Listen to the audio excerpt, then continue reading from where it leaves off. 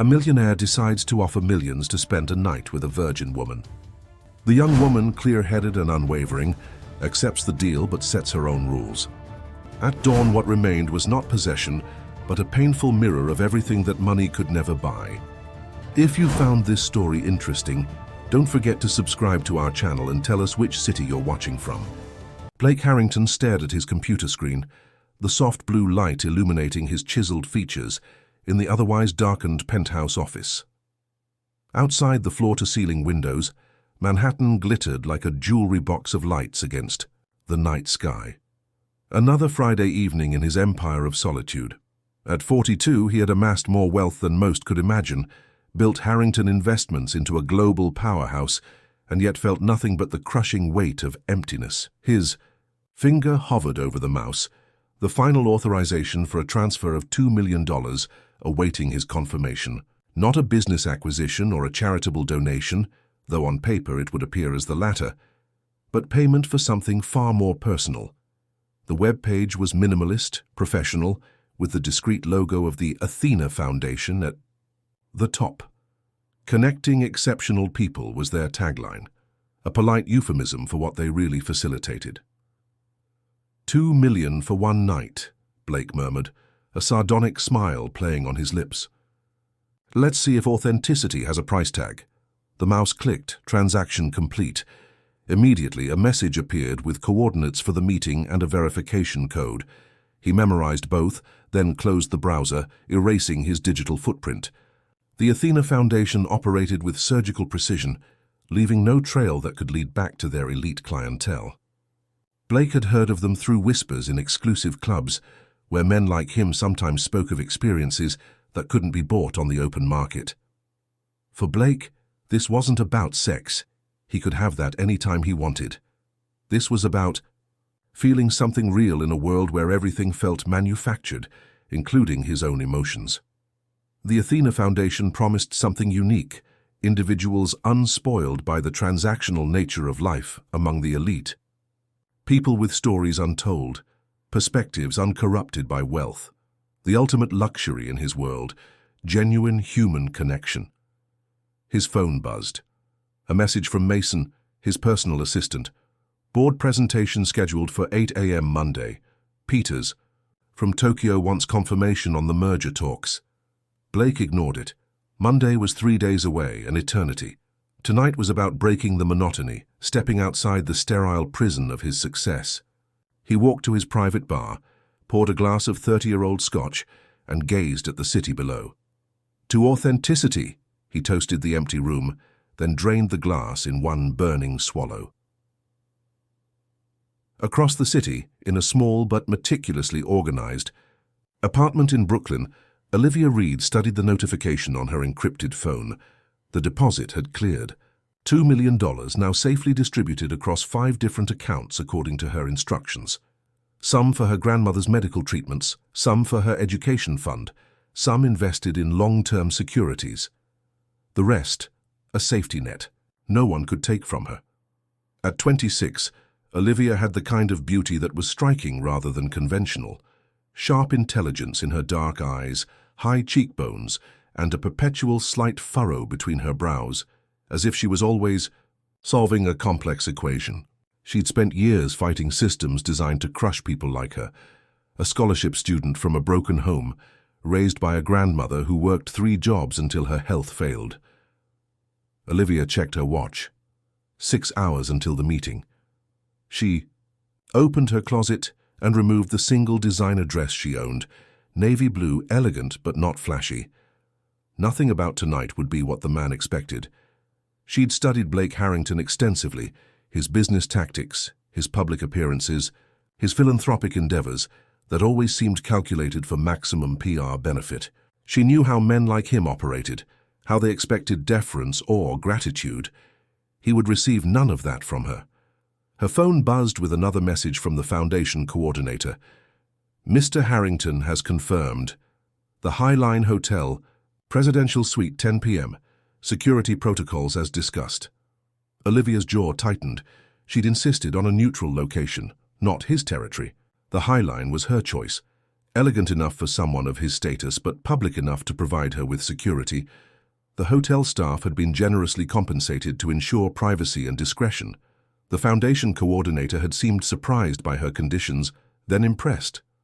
Most participants in their program didn't assert such control. But Olivia wasn't like most people in her position. This transaction was her design. Every detail had been negotiated, every risk calculated. She wasn't selling herself. She was buying her future on her terms. The man's money was just a tool, nothing more. Her grandmother called from the bedroom. "Livy, are you home, dear?" "Yes, Grandma," Olivia replied, quickly hiding the phone. "Just getting ready to go out."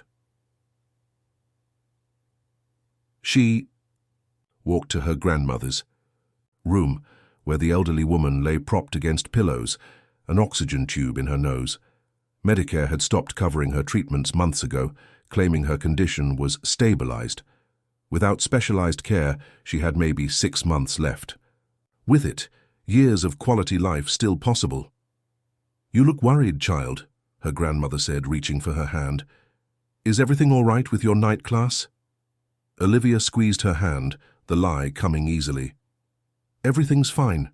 Professor asked me to help with a special project tonight. Good opportunity." "You work too hard, always have." Her grandmother's eyes, still sharp despite her failing body, studied Olivia's face.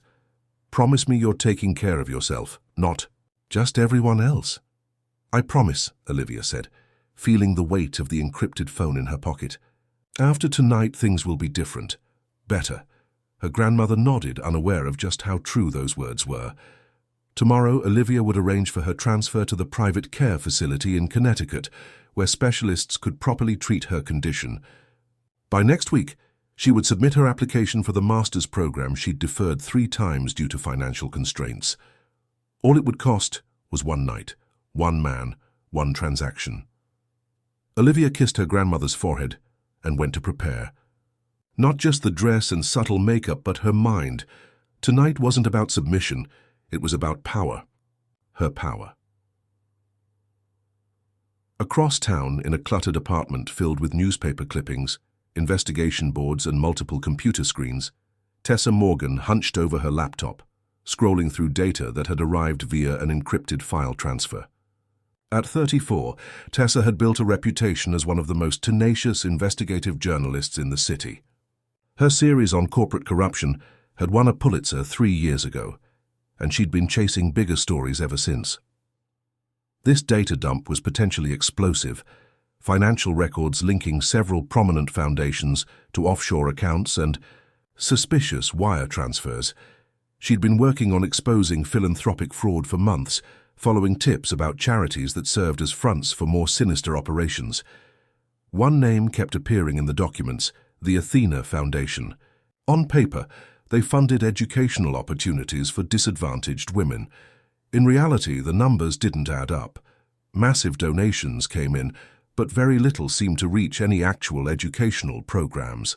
Instead, money flowed through a labyrinth of shell companies and private accounts. Tessa's source had risked everything to get her this information. 2 other whistleblowers connected to the foundation had already been silenced, one in a suspicious car accident, another simply disappeared. "What the hell are you really up to, Athena?" Tessa muttered, taking a swig of cold coffee. Her eyes widened as a familiar name appeared on the donor list: Blake Harrington. $2 million transferred today. Classified as a special mentorship program. Tessa quickly cross-referenced with her other documents. Harrington was connected to several of the foundation's board members through other business ventures. But more interestingly, he'd been present at a private gala last month where another major donor to Athena had been in attendance, a donor who died in a boating accident 3 days later.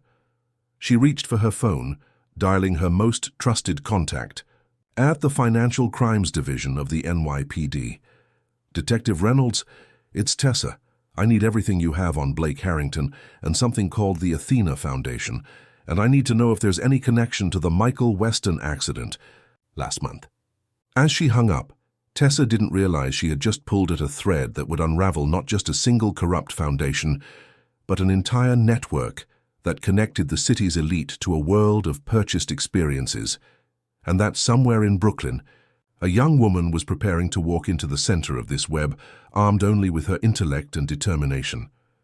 The Highline Hotel stood like a sentinel of old-world elegance amid Chelsea's modern landscape. Blake Harrington's driver pulled the black Bentley to the private entrance at precisely 9:45 p.m. Blake straightened his custom Tom Ford suit, charcoal gray, no tie, calculated casual affluence, and checked his reflection in the car window. His salt-and-pepper hair was perfectly styled, his expression carefully constructed to convey relaxed confidence. But inside, an unfamiliar sensation stirred, not quite nervousness, perhaps anticipation. "Wait here," he instructed his driver. "I'll call when I'm ready to leave." The hotel staff greeted him with practiced deference, escorting him directly to the private elevator, leading to the presidential suite. No paperwork, no questions. The Athena Foundation had handled everything. Blake entered the suite immediately, noting its tasteful luxury. Cream-colored walls adorned with original art, expansive windows overlooking the Hudson River, plush furnishings arranged for conversation rather than ostentation. A bottle of Krug champagne chilled in an ice bucket. Near the sofa, 2 crystal flutes waiting alongside it. He wandered to the windows, letting the panoramic view of nighttime New York distract him from the unusual fluttering in his stomach. In his world, people waited for him, adjusted to his preferences, anticipated his needs. Tonight, he was the one waiting, the one who had paid for another's time and attention. The role reversal was oddly disconcerting. At precisely 10 p.m., a subtle knock at the door announced her arrival. Blake opened it and for a moment simply stared. The woman before him bore little resemblance to the mental image he'd constructed. He'd expected someone younger looking, perhaps nervous, or attempting to project sophistication beyond her years. Instead, Olivia Reed stood with perfect posture, her expression calm and evaluating. She wore a navy blue dress that complemented her olive skin and dark eyes, minimal jewelry, and carried herself with the confidence of someone who belonged exactly where she stood. "Mr. Harrington," she said, her voice rich and steady. "May I come in?" He stepped aside, watching as she entered and surveyed the room with a swift, assessing glance. "Would you like some champagne?" he offered, moving toward the bottle. "No, thank you." Olivia settled into one of the armchairs, crossing her legs. "I prefer clarity tonight." Blake paused, champagne bottle in hand. "Of course, water instead?" "That would be fine." He poured a glass of water for her, scotch for himself, then sat across from her. The usual script, small talk, compliments, gentle steering of conversation, suddenly seemed inadequate. He took a sip of his drink, buying time. "You're not—" "What I expected," he finally said. Olivia raised an eyebrow. "What did you expect, Mr. Harrington?" "Blake, please. And I'm not entirely sure. Someone different." "Different how?" "More nervous, more eager to please." Her directness caught him off guard. "More like a product you purchased?" Blake felt a flash of irritation, then interest. Most people aren't so confrontational with someone they've just met.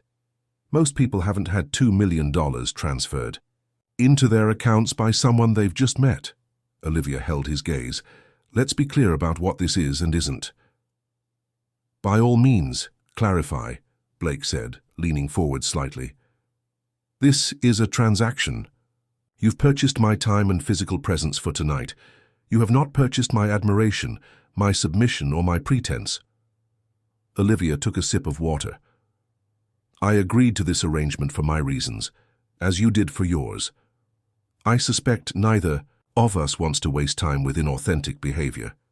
Blake felt a smile tug at his lips, genuine, not the practiced expression he deployed in boardrooms. "Fair enough. Then let me ask directly. Why did you agree to this arrangement?" "Money," she answered simply. "My grandmother needs specialized medical treatment her insurance won't cover. I want to complete my education without working 3 jobs simultaneously. I calculated the most efficient path to those goals, and here we are." "That's remarkably pragmatic. Life doesn't afford everyone the luxury of romanticism, Mr. Blake." "The correction," The brief hesitation before using his first name revealed something he found fascinating: a deliberate choice to maintain some psychological distance while acknowledging the intimacy of their situation. "And what about you?" Olivia continued.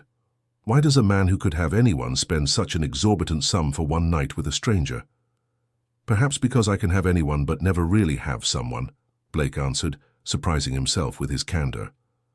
"Everything in my world is transactional, but the transactions are usually disguised as something else: affection, loyalty, partnership. At least this way, the terms are clear." Olivia studied him for a long moment. "Honesty. Interesting strategy. Is it working?" "It's a start." She uncrossed her legs and stood, walking to the window. The city lights reflected in her dark eyes as she gazed outward. "Tell me something true about yourself. Something that isn't in your Wikipedia page or annual reports." Blake joined her at the window, careful to maintain a respectful distance. "I haven't slept more than 4 hours a night since I was 23, not because I'm working, though I often am, but because I can't shut my mind off. I've tried everything: meditation, medication, exhaustion, nothing works." Olivia turned to look at him. "What keeps you awake?" "Lists, calculations, regrets," he shrugged. "The usual demons." "Regrets?" I wouldn't have thought the great Blake Harrington had many of those. "Success doesn't preclude regret. Sometimes it amplifies it." Blake found himself saying things he'd never articulated, not even to himself. "I built an empire by seeing patterns others miss, by making ruthless decisions quickly. Every victory came at someone else's expense. That's business. But at some point you look around and realize you're surrounded by people who either want something from you or resent you for what you've taken from them. And that's why you turn to the Athena Foundation? To find someone with no preconceptions?" Blake nodded slowly. "Something like that. Your turn. Tell me something true." Olivia hesitated, then spoke with quiet intensity. "I remember exactly how much everything costs. Not just prices, but what things cost people. My grandmother lost her health working 3 jobs to raise me after my mother left. My scholarship to Columbia cost me 2 years of 80-hour weeks, and a relationship with someone who couldn't understand why I wouldn't just relax sometimes. I know exactly what each choice costs, and I make those choices anyway. That's a heavy way to live. It's the only honest way I know." Blake felt a strange tightening in his chest. Recognition, perhaps. "What are you studying?" "Economics and social policy. I'm particularly interested in how financial systems create or destroy opportunity across socio-economic boundaries." She smiled slightly. "The irony of tonight's arrangement isn't lost on me." "I'd imagine not." Blake hesitated. "May I ask you something personal?" Olivia's expression turned guarded. "You can ask. I may not answer." "Why did the foundation specify your particular status? And why did you agree to that stipulation?" Her eyes flashed. "Because men like you place irrational value on arbitrary concepts like virginity. The foundation understood that and priced accordingly. I recognized an economic inefficiency and exploited it." Her bluntness should have offended him, but instead Blake found himself laughing, a genuine, unrestrained laugh that felt foreign in his throat. "That's the most clinical description of desire I've ever heard." "Am I wrong?" "Not entirely," he admitted. "Though I think it's more complicated than that." "It usually is." Olivia's expression softened slightly. "Would you like to have dinner? I noticed they set a table and I actually haven't eaten since this morning." The abrupt change of subject caught Blake off guard, but he welcomed it. "I'd like that." As they moved to the elegantly set dining table by the window, Blake noticed something shift between them. Not comfort exactly, but a tentative truce. The hotel staff had prepared a gourmet meal that waited in covered silver trays. Blake opened a bottle of wine, and this time Olivia accepted a glass. Their conversation over dinner meandered from economics to literature to travel. Blake found himself engaged in a way he hadn't been in years, defending his positions, reconsidering assumptions, occasionally conceding points. Olivia's mind was razor-sharp, her perspective unclouded by attempts to impress or agree with him. You believe markets should self-regulate, she challenged at one point, but you've benefited tremendously from selective regulation that favors established wealth. I've also lost millions to arbitrary regulatory changes based on political whims rather than economic realities, he countered. Poor you, she said with such dry delivery that he laughed again. By the time they finished dessert, a dark chocolate soufflé that Olivia approached with the first unguarded pleasure he'd seen from her, 3 hours had passed without either of them noticing. You haven't asked about my family, Blake observed. Most people do, trying to understand where I came from. Olivia set down her dessert spoon. Would you like to tell me about them? The question, whether he wanted to share rather than a demand for information, caught him off guard. Blake found himself talking about his father's relentless drive, his mother's emotional absence, his younger brother's struggles with addiction that the family's money had both enabled and concealed. He overdosed when I was 28, Blake said quietly. Everyone said it was an accident, but I knew better. He'd been in and out of rehab for years. That night he called me, asked me to come see him. I was in the middle of a crucial negotiation for the company's first major acquisition. I told him I'd come the next day. Olivia didn't offer platitudes or expressions of sympathy. Instead, she asked, "Do you think your presence would have changed the outcome?" I don't know. That's the hell of it, not knowing if I could have made a difference. Blake looked out at the city. That was the first major regret on my list, the foundation of my insomnia. And yet you built your empire anyway. What else was there to do? Failure wouldn't. Bring him back. Olivia was silent for a long moment. My mother left when I was 7, just walked out one day. I used to think if I had been different, better somehow, she might have stayed. And now? Now I understand she was broken in ways I couldn't fix, that her leaving wasn't about my value but about her capacity. Olivia's expression was distant, contemplative. Some people cannot bear to stay even when they should. Others cannot bear to leave even when they must. Which are you? Blake asked. Olivia met his eyes. I'm the one who decides on her own terms, always. Tessa Morgan's apartment had transformed into a war room. 3 whiteboards covered with names, connections, and timelines dominated her living room wall. Her dining table disappeared beneath stacks of documents and financial records. 2 additional monitors had been connected to her laptop, each displaying different aspects of her investigation into the Athena Foundation. It was nearly midnight, but Tessa had no intention of sleeping. The energy bar wrappers and empty coffee cups surrounding her workstation testified to her focus. Detective Reynolds had come through with financial records that confirmed her suspicions. The Athena Foundation was merely the public face of something far more complex. Got you, she whispered, tracing a series of transfers that connected Blake Harrington's recent $2 million donation to 5 separate offshore accounts. Her phone rang, the burner she used only for sensitive sources. Morgan, she answered tersely. I have what you asked for. The voice was female, nervous. But this is the last time. They're watching us now. Who's watching, Vanessa? Tessa grabbed a notepad. Security was increased after Michaels disappeared. They're monitoring employee communications, running background checks on everyone's contacts. The woman's voice dropped lower. The Foundation isn't just arranging encounters. They're collecting information, Tessa. Recordings, documents, anything that gives them leverage over their clients. Tessa's pulse quickened. Blackmail? They call it relationship insurance. Most clients don't even know they're being recorded. The data is stored on secure servers, accessible only to the Foundation's inner circle. And who exactly is this inner circle? I've only identified 3 for certain: Patricia Whitmore, Senator Marcus Chambers, and Jackson Price from the Federal Reserve Board. Tessa wrote the names down, adding them to her investigation board. 2 were already there, connected to other nodes in her diagram. There's more, Vanessa continued. Tonight's transaction, the Harrington payment, it's different. The woman involved didn't come through the usual channels. She approached them, set her own terms. Security protocols were changed at her insistence. Do you have a name?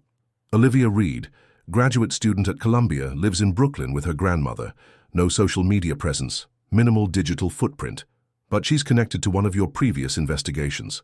3 years ago, you wrote about academic scholarships being used to funnel undocumented cash to political campaigns, remember?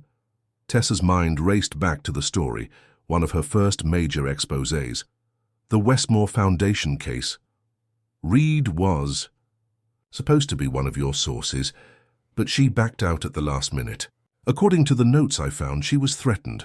Something about her grandmother's health care being terminated if she spoke to you. Tessa quickly pulled up her old files, searching for the name. There it was. Olivia Reed, potential whistleblower, marked as source declined to comment. Tessa had tried to reach her multiple times, but eventually had to run the story with other sources. Where are Harrington and Reed meeting tonight? Tessa asked, already reaching for her jacket. The Highline Hotel, presidential suite. But Tessa, you can't just show up. The Foundation has security everywhere. If they connect you to me, they won't, Tessa assured her. I just need to observe, not intervene. Text me if anything changes. She ended the call and studied her investigation board once more. If the Athena Foundation was collecting blackmail material on some of the most powerful people in the country. This was bigger than a story about high-end transactional relationships. This was about power, manipulation and control at the highest levels. Tessa grabbed her camera with the long-range lens, her press credentials, and a hotel loyalty card that might get her access to the upper floors. Tonight was about reconnaissance, only observing Harrington's arrival and departure, possibly getting a glimpse of Olivia Reed, establishing the Foundation's security protocols. The real work would come tomorrow, when she would attempt to contact Reed directly. In the presidential suite, the atmosphere had shifted. Dinner was long finished, and Blake and Olivia had moved to the sitting area, where the city lights provided a glittering backdrop to their conversation. The initial tension had evolved into something more complex, not comfort exactly, but a mutual recognition. You haven't asked what happens next, Blake observed, nursing his third scotch of the evening. Olivia sat with perfect posture, legs crossed at the ankle, her water glass cupped between her hands. I assumed you had expectations. I did, he admitted, but they've been thoroughly dismantled over the past 4 hours. A slight smile curved Olivia's lips. Disappointed. Intrigued. Blake set his glass down. When I arranged this meeting, I thought I knew exactly what I was purchasing. A brief escape from reality, a novel experience to break the monotony. Instead, I find myself engaged in the most honest conversation I've had in decades. Honesty is an uncommon luxury in your world, I imagine, as is genuine challenge. Everyone agrees with the man who signs their paychecks. Olivia's expression turned contemplative. And what would you like to happen next, Blake, now that your initial expectations have been dismantled, as you put? Blake considered the question carefully. The alcohol had loosened something in him, not his inhibitions, but perhaps his capacity for truth. I'd like to continue our conversation. Nothing more, nothing less. Skepticism flashed across Olivia's features. You paid $2 million for conversation. Apparently I did, he laughed softly, though I didn't know that's what I was buying at the time. Olivia set her water glass down and stood, moving to the window once more. Her reflection was superimposed over the city skyline, her expression unreadable.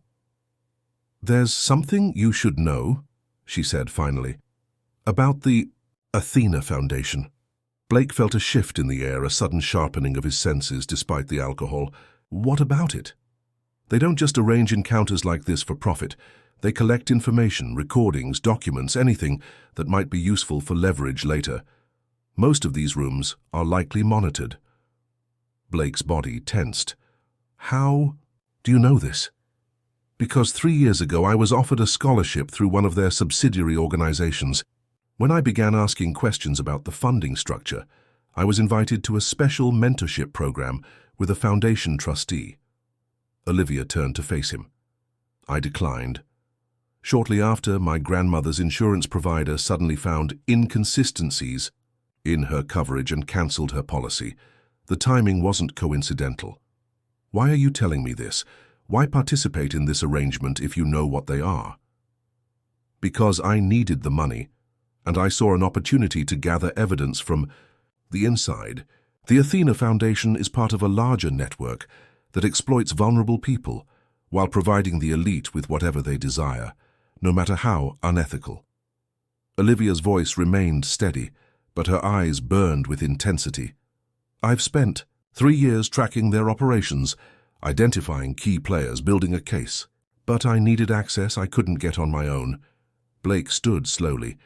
And I provided that access. I'm your way in. You're part of it, yes. Olivia held his gaze. This suite isn't being monitored. I made sure of that before agreeing to the meeting. I had the room swept by professionals this afternoon under the guise of cleaning staff. But the foundation will have people watching the exits, documenting who comes and goes. Blake's mind raced through implications, cataloguing potential threats and responses. This was familiar territory. Crisis management, strategic thinking. What exactly are you planning? I've partnered with an investigative journalist who's been building a case against several fraudulent foundations, including Athena. Tonight is about establishing my connection to you. In the coming weeks, the foundation will likely approach you about additional donations and meetings. They'll use our encounter as leverage to ensure your continued participation. And you think I'll cooperate with this extortion? I think you'll do what most powerful men do, pay to make problems disappear. Olivia's tone wasn't accusatory, merely matter-of-fact. But in this case, I'm offering an alternative. Help us expose the entire operation. Your reputation might take a temporary hit, but you'd be instrumental in bringing down a criminal enterprise that's extorted and exploited countless people. Blake moved to the bar, pouring himself another scotch with a hand that wasn't entirely steady. You've put me in an impossible position. No more impossible than the positions the Athena Foundation has forced others into. Olivia's voice softened slightly. I didn't choose you at random, Blake. I researched dozens of potential clients. Most were married, making them particularly vulnerable to blackmail. Others had reputations for violence or exploitation themselves. You're single with no children to be hurt by scandal. Your business is stable enough to weather controversy. And despite your cutthroat reputation in business, you've never been implicated in personal misconduct. You've been thorough, Blake remarked dryly. I had to be. The stakes are too high for mistakes. Blake took a long swallow of scotch, letting the burn center him. Who's the journalist? Tessa Morgan. The name hit him like a physical blow. Morgan has been trying to dismantle my company for years.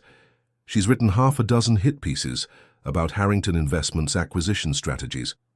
She follows evidence where it leads, Olivia countered.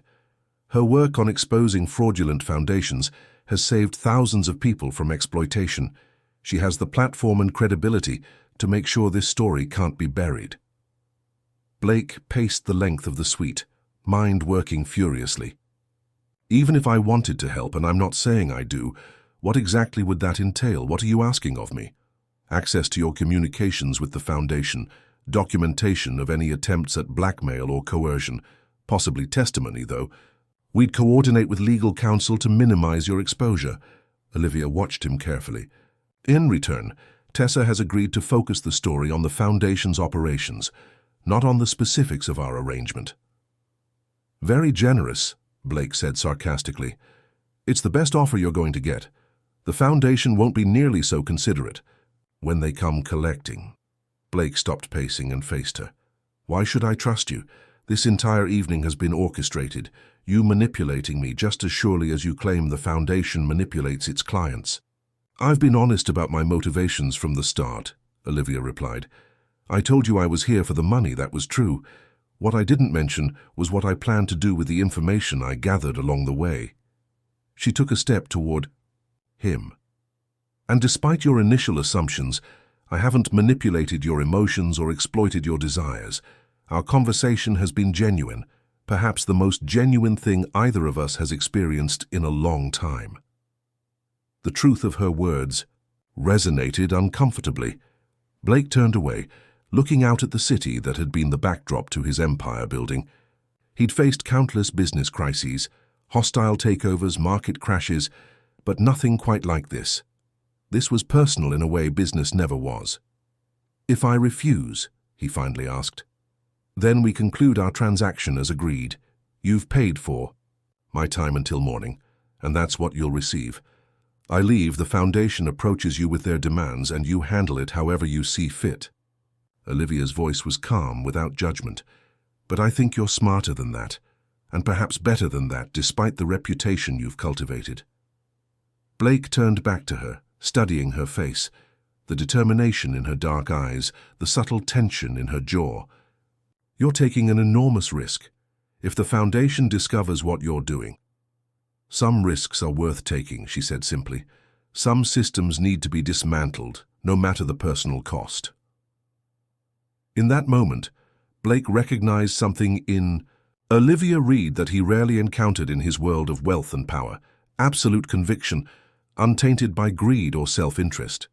It was as compelling as it was unfamiliar. "I need time to think," he said finally. Olivia nodded. "That's fair, but not too much time. The foundation will move quickly once they believe our encounter is complete." Blake returned to his seat, scotch in hand, mind working through scenarios and contingencies. "Tell me everything you know about the Athena Foundation. Every detail, every connection. If I'm going to consider this insane proposal, I need to understand exactly what we're dealing with." As Olivia began to outline the foundation's structure and operations, neither of them noticed the subtle flash of a camera lens from a building across the street where Tessa Morgan documented their meeting with methodical precision. 3. Weeks after their night at the Highline Hotel, Blake Harrington sat in his corner office, staring at the email that had just arrived. The Athena Foundation logo gleamed at the top of the message, followed by carefully worded text inviting him to a private benefactor's dinner to discuss his continued partnership. Attached was a single image, a photo of him and Olivia entering the presidential suite, time-stamped and crystal clear. The implied threat couldn't have been more obvious. Blake forwarded the email to the secure address Olivia had provided, then deleted it from his server. This was the third communication from the foundation since their meeting, each progressively more insistent, each containing subtle reminders of what they could reveal. His intercom buzzed. "Mr. Harrington, the board is assembled in the conference room." "Thank you, Linda. I'll be right there." Blake straightened his tie and gathered the documents he'd prepared over the past week. Today's board meeting wasn't on the regular corporate calendar. He'd called it specifically to discuss what he was about to do, actions that would likely shock everyone who thought they knew Blake Harrington. As he walked the corridor to the conference room, he thought about Olivia Reed. They hadn't seen each other since that night, communicating only through encrypted messages and the secure channels established by Tessa Morgan's technical team.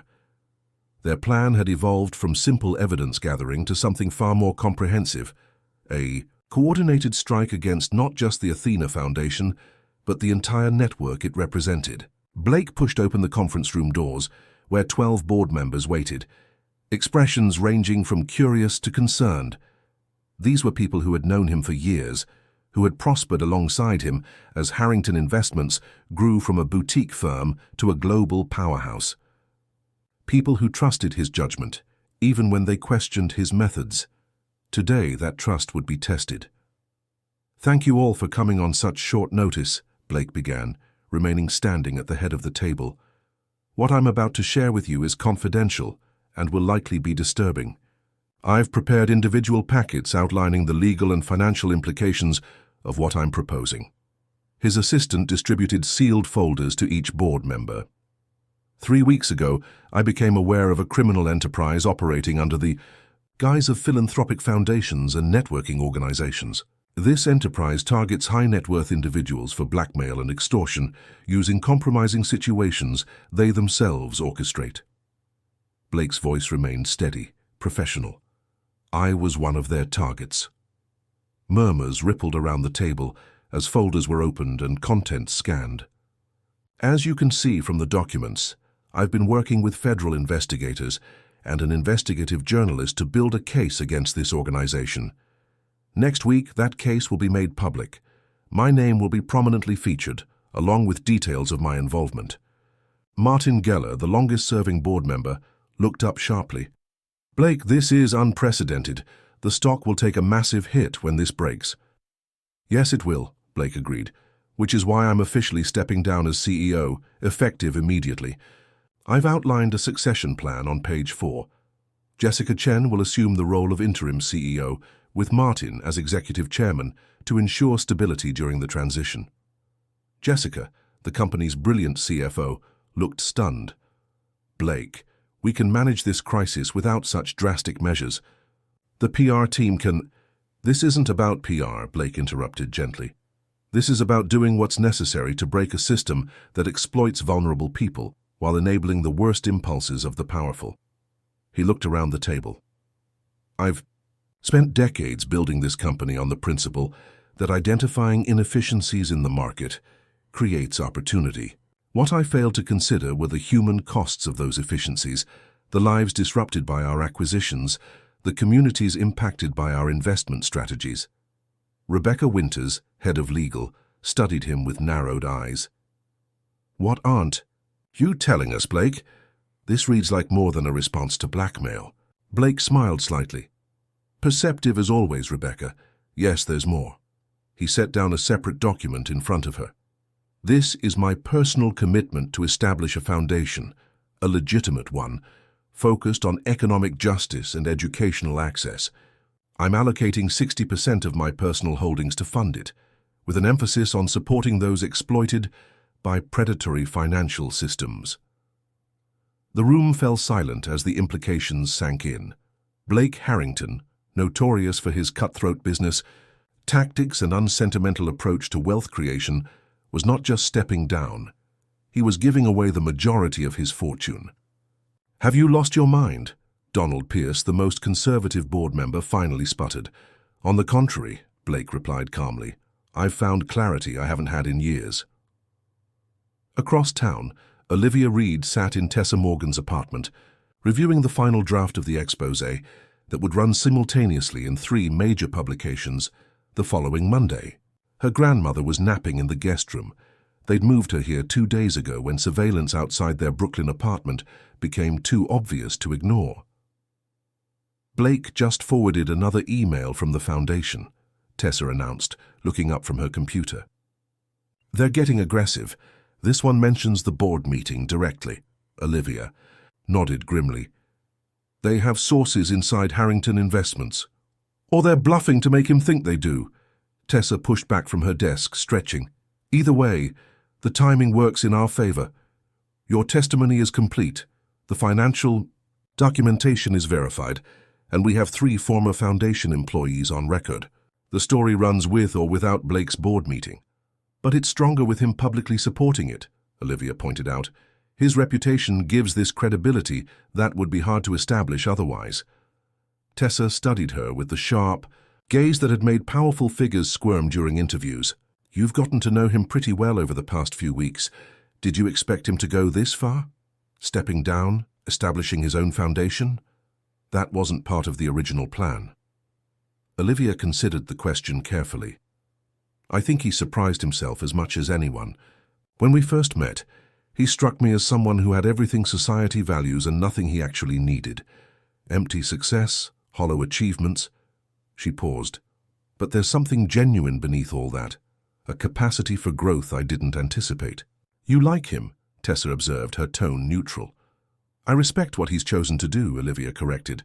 "It would have been easier for him to pay the foundation's blackmail demands and continue as before. Instead, he's dismantling the life he built. To build something better, perhaps." Tessa returned to her computer.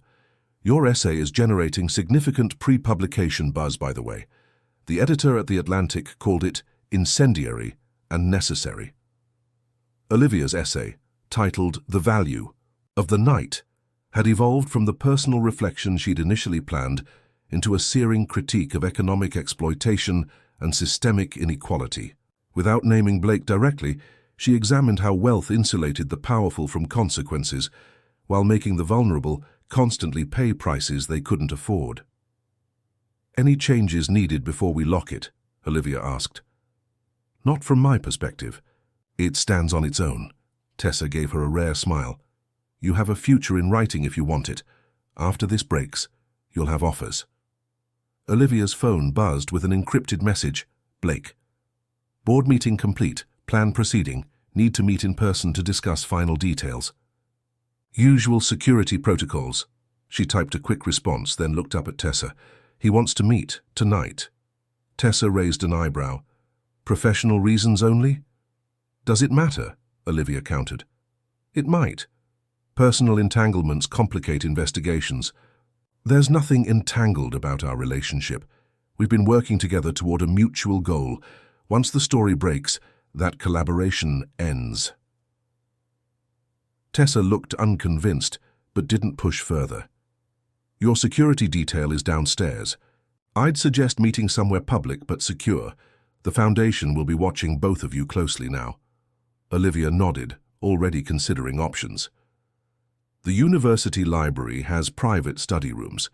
Academic buildings have security, but aren't as closely monitored as hotels or restaurants. Good thinking. I'll alert campus security to expect you. I have a contact in their office. Tessa turned back to her computer. Be careful, Olivia. We're too close to the finish line to make mistakes now.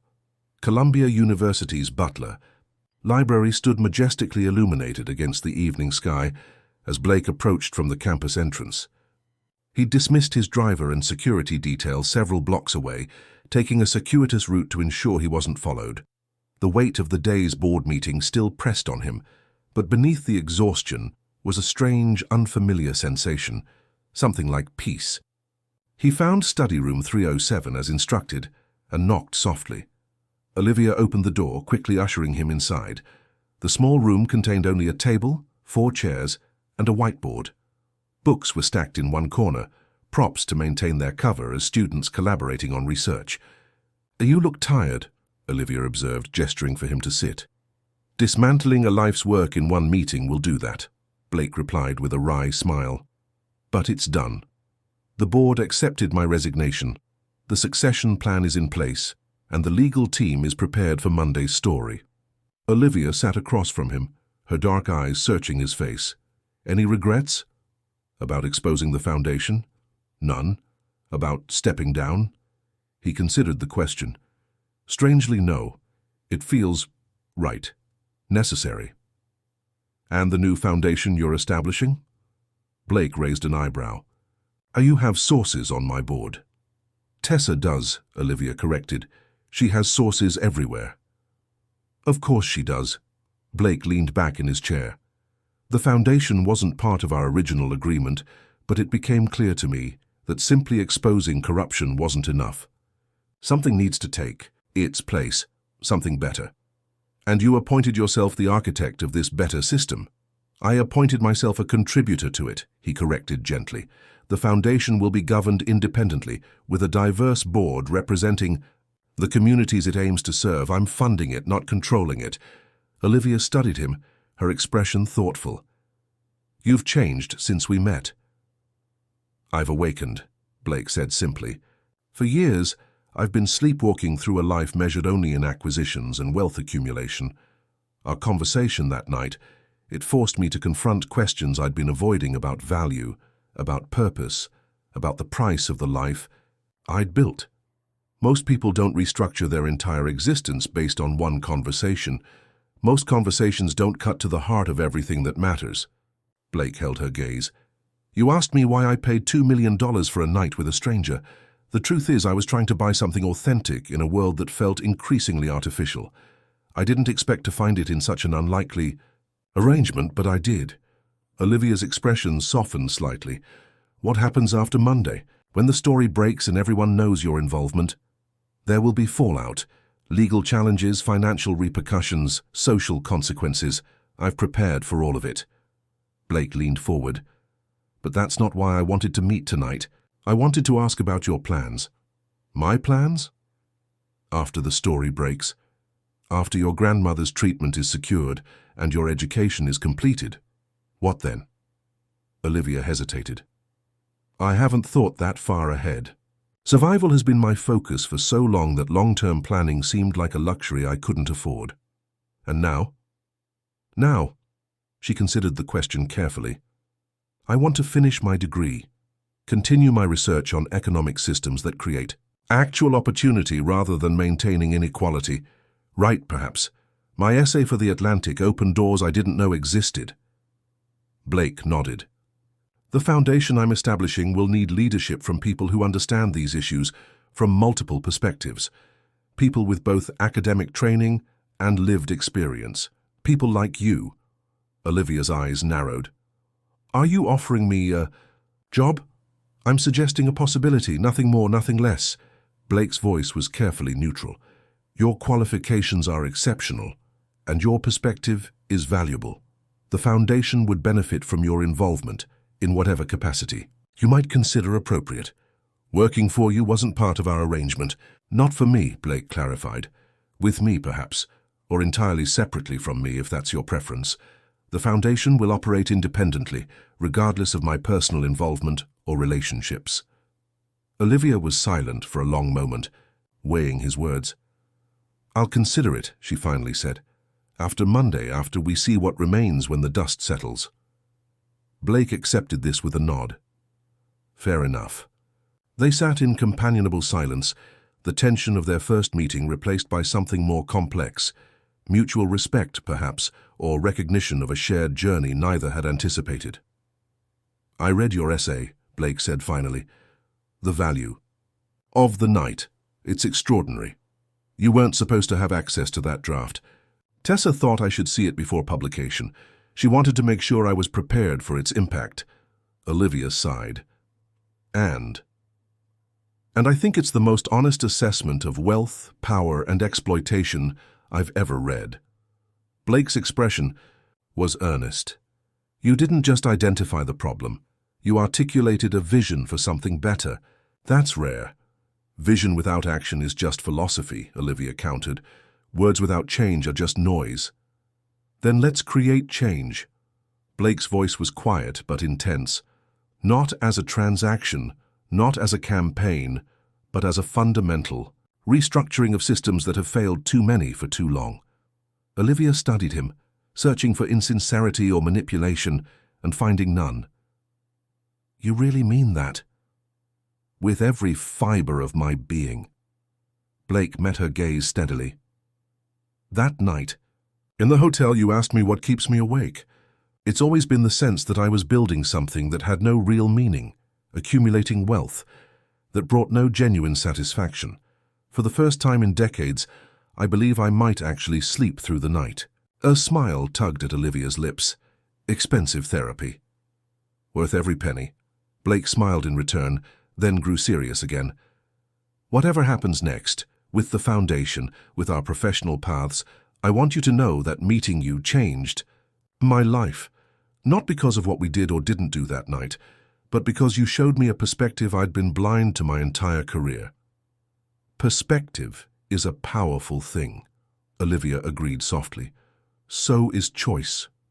Real choice, not the illusion of it that money often creates. They talked for hours, planning the final details of Monday's revelations, anticipating responses, preparing contingencies. But beneath the practical discussion ran a current of something neither had expected, connection that transcended their initial transaction, understanding that defied their different worlds. The story broke on Monday morning, simultaneously published in the New York Times, The Atlantic, and the Washington Post. Elite exploitation, inside the foundation, using philanthropy to blackmail the powerful, dominated headlines across all platforms. Blake Harrington's name appeared prominently, both as a target of the scheme and as a key witness against it. Olivia Reed's essay, positioned as companion content to Tessa Morgan's investigative reporting, trended nationwide within hours. By noon, the FBI had raided the Athena Foundation's offices. By evening, Patricia Whitmore and 6 board members had been taken into custody. Senator Chambers announced an immediate leave of absence, and Jackson Price resigned from the Federal Reserve Board. 3 other foundations connected to the network suspended operations pending investigation. Blake watched it unfold from the quiet of his Catskills cabin, intentionally removed from the media frenzy. His phone buzzed intermittently with updates from his legal team and messages from Tessa's security detail.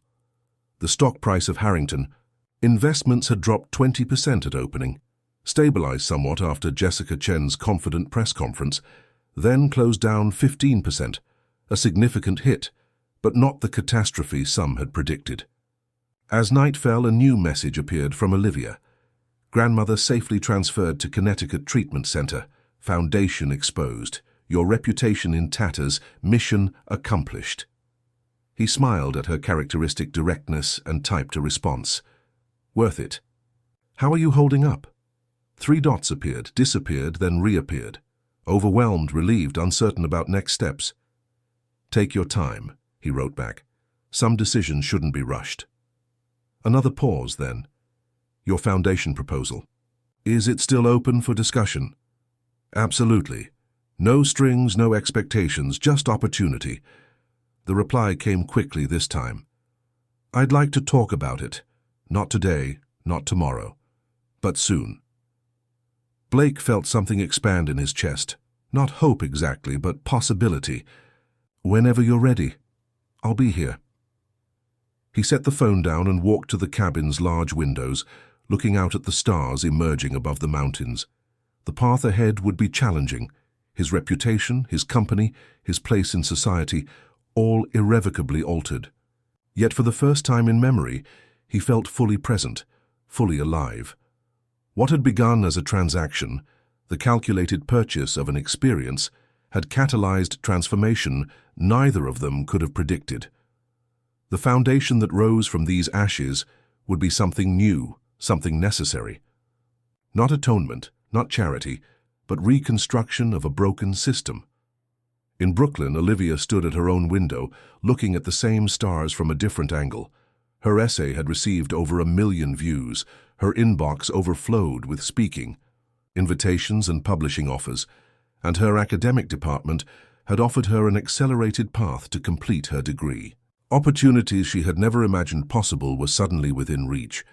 Yet what occupied her thoughts wasn't the public recognition or professional possibilities, but the unexpected connection formed in the most unlikely circumstances. A connection not based on transaction or exploitation, but on mutual recognition and shared purpose. She picked up her phone and opened a blank document, fingers hovering over the keyboard. The working title appeared at the top, The Silence Worth Keeping. Not about secrets or shame, but about the quiet, transformative power of choosing one's own path, even when that path leads through darkness toward an uncertain light. As she began to type, she allowed herself to consider possibilities beyond survival, beyond reaction. Perhaps Blake's foundation offered a platform to create something meaningful. Perhaps their unlikely alliance could evolve into something neither had imagined possible. Or perhaps their paths would diverge, each forever changed by their brief intersection. Either way, what had begun as a calculated exchange of value had become something far more significant, a catalyst for systemic change, a demonstration that even in a world where everything seemed to have a price, some transformations remained beyond purchase. The night that was meant to be bought and sold had instead freed them both. If Olivia and Blake's journey through ethical dilemmas and personal transformation moved you, there's more where this came from. We've created a special playlist featuring equally compelling stories that explore the complexities of power, wealth, and human connection. Find it by clicking the link to your left. Did this story of unexpected transformation resonate with you? Let us know by subscribing to our channel and giving this video a thumbs up. Every day we bring unique narratives that delve into life's most challenging questions and powerful moments of change. What would you have done in Olivia or Blake's position?